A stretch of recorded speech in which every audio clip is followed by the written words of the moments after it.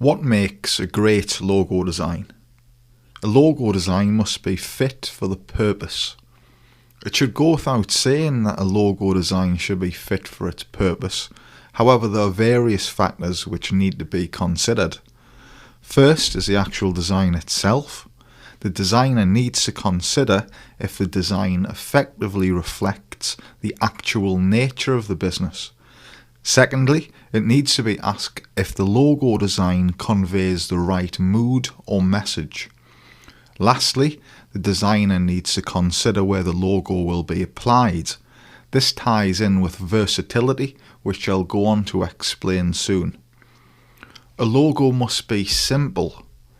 A great logo needn't be complex. In fact, most of the best logos pertaining to the most successful companies are actually very simplistic.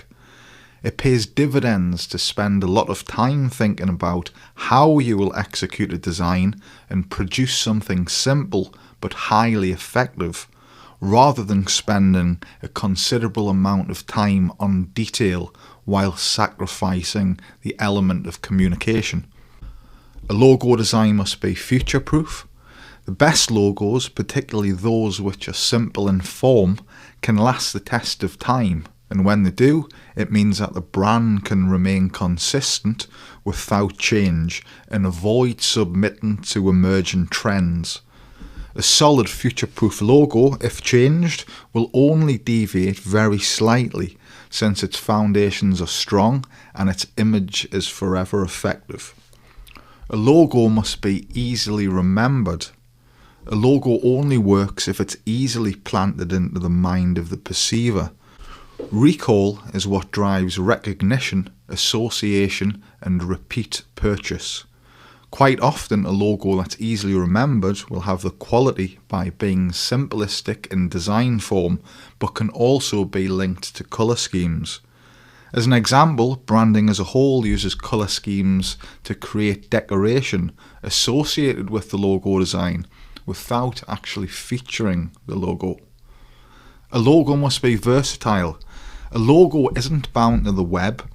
It doesn't end at office documents neither. Clients may wish to develop anything from embroidery to fabricated 3D shop fronts.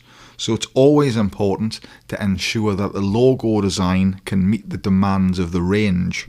Again, this is often achieved by keeping design form simplistic. So that covers a gist of Logo Design 101. You'll see the reoccurring factor is simplicity.